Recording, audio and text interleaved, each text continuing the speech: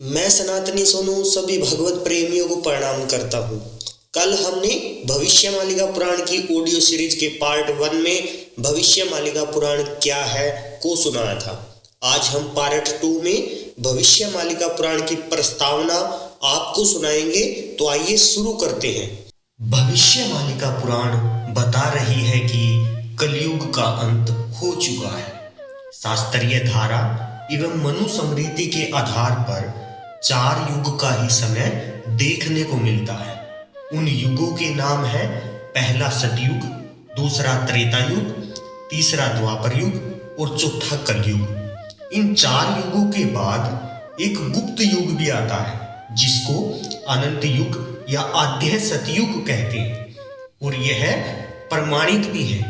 इसका प्रमाण मुख्यतः पंच सखाओं द्वारा लिखे गए भविष्य मालिका ग्रंथों में उपलब्ध है, जिसे आज भी लोग नहीं जानते हैं। परंतु इन गूढ़ तत्वों की जानकारी संपूर्ण विश्व के मानव समाज के उद्धार के लिए बहुत आवश्यक है। शास्त्रों के अनुसार कलयुग का अंत हो चुका है, लेकिन उसका प्रभाव सारे विश्व में अभी भी पूरी तरह फैला हुआ है। इस समय कलयुग की अंतिम अवस्था चल रही है, इसलिए पूरे विश्व के मानव समाज को कली ने संपूर्ण रूप से ग्रस्त कर रखा है। आज यह देखने को मिलता है कि भाई भाई, पति पत्नी, परिवार परिवार, गांव गांव के बीच, राज्य राज्य और देश देश के बीच कली ने अपना प्रभाव फैला रखा है। सारा विश्व आज जराग्रस्त है। रोग और महामारी ने संपूर्ण विश्व को अपनी चपेट में ले रखा है। आज दवाओं के सेवन बगैर मनुष्य समाज का बचना मुश्किल हो गया है। अगले 8 साल के अंदर संपूर्ण विश्व निम्नलिखित भयानक आपदाओं का सामना करने जा रहा है।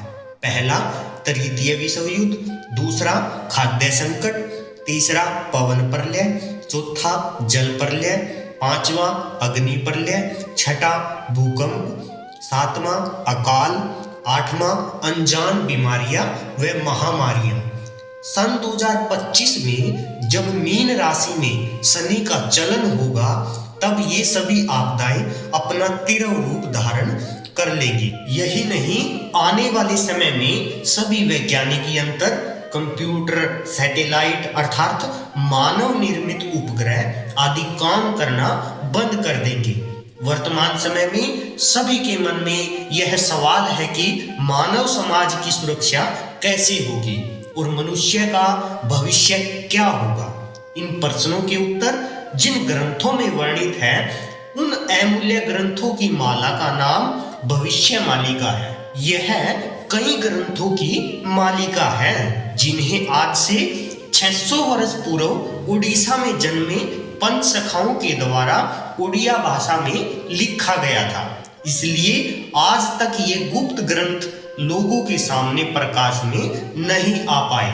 वर्तमान समय में मानव समाज के कल्याण के लिए भगवान के निर्देश पर भविष्य मालिका का अनुवाद अंग्रेजी, हिंदी, गुजराती तथा भारत की अन्य भाषाओं के साथ ही विश्व की प्रमुख भाषा में भी किया जा रहा है।